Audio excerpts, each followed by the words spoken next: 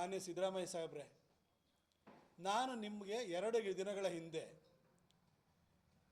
ಕಾಳಜಿ ಮತ್ತು ಗೌರವಪೂರ್ವಕವಾಗಿ ಸಲಹಾ ರೂಪದಲ್ಲಿ ನಿಮಗೆ ಬಂದಿರುವಂಥ 16 ಸೈಟ್ಗಳನ್ನು ಫಸ್ಟ್ ಸರೆಂಡರ್ ಮಾಡಿ, ಆಗಷ್ಟೇ ಹಗರಣದ ಆಳಕ್ಕಿಳಿದು ಯಾರ್ಯಾರು ಅದರಲ್ಲಿ ಭಾಗಿಯಾಗಿದ್ದಾರೆ ಅದನ್ನು ಹೊರತೆಗೆದು ಸರ್ಕಾರಕ್ಕೆ ಬೊಕ್ಕಸಕ್ಕೆ ನಷ್ಟವಾಗಿರುವಂಥ 3-4 ಸಾವಿರ ಕೋಟಿಯನ್ನು ವಾಪಸ್ ಪಡ್ಕೊಳ್ಳೋದಕ್ಕೆ ಅವಕಾಶ ಆಗುತ್ತೆ.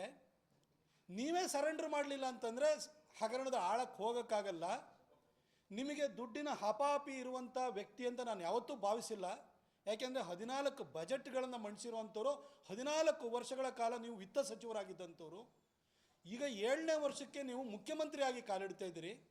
ಆದರೆ ನಿಮ್ಮ ಜೀವನದ ಟ್ರ್ಯಾಕ್ ರೆಕಾರ್ಡನ್ನು ತೆಗೆದು ನೋಡಿದಾಗ ನಿಮಗೆ ಭ್ರಷ್ಟಾಚಾರದ ಕಳಂಕ ಇರಲಿಲ್ಲ ಅಂತ ಹೇಳಿ ಅವರಿಗೆ ನಾನು ಗೌರವಪೂರ್ವಕವಾಗಿ ಒಂದು ಸಲಹಾ ರೂಪದಲ್ಲಿ ಹೇಳಿಕೆಯನ್ನು ಕೊಟ್ಟೆ.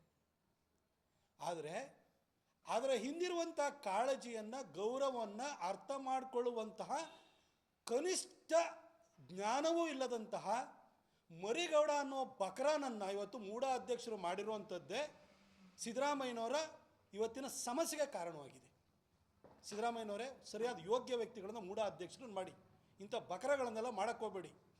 ಅವತ್ತು DC ಶಿಖಾ ಅವರು ಒಬ್ಬರು ದಲಿತ ಮಹಿಳೆನೂ ಕೂಡ ಹೌದು. ಅವರನ್ನು ನಿಮ್ಮ ಎದುರುಗಡೆನೇ ಅವಾಚ್ಯ ಶಬ್ದಗಳನ್ನು ನಿಲ್ಲಿಸಿ 1.5 ತಿಂಗಳು ತಲೆಮರೆಸ್ಕೊಂಡಿದ್ದಂಥ ಈ ವ್ಯಕ್ತಿಯನ್ನು ಮೂಢ ಅಧ್ಯಕ್ಷರನ್ನಾಗಿ ಮಾಡಿದಾಗ ಅವರಿಗೆ ನಾನು ಹೇಳುವಂಥ ಹೇಳಿಕೆಗಳ ಹಿಂದಿರುವಂತಹ ಕಾಳಜಿ, ಗೌರವ, ಪ್ರೀತಿಯೂ ಕೂಡ ಅರ್ಥವಾಗುವಂಥ ಕನಿಷ್ಠ ಜ್ಞಾನನೂ ಆ ಮನುಷ್ಯನಿಗಿಲ್ಲ. ಅವರನ್ನು ನಿಮ್ಮ ಜೊತೆ ಇಟ್ಕೊಂಡಿರುವಂಥದ್ದೇ, ಇಂತಹ ಸಲಹೆಗಾರನ ಇಟ್ಕೊಂಡಿರೋದೇ ನಿಮ್ಮ ಇವತ್ತಿನ ಸಮಸ್ಯೆಗೆ ಕಾರಣ.